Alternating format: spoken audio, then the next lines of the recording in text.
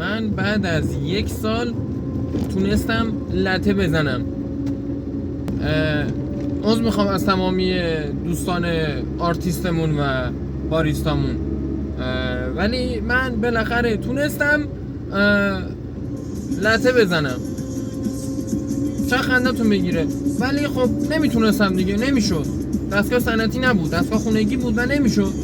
و بعد یه مدت زیاد ویدیو نگاه کردن، دیشب ساعت 10 شب، دقیقا ساعت 10 شب پا شدم، رفتم زدم و شد و اینجوری بودم که آجی پشمام.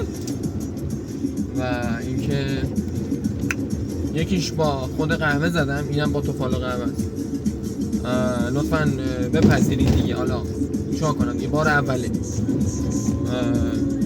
لایک کنید، دمتون گرم.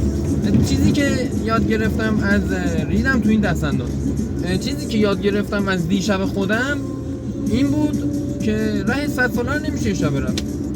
این واقعا برای خودم جا افتاد و خیلی دوستش داشتم.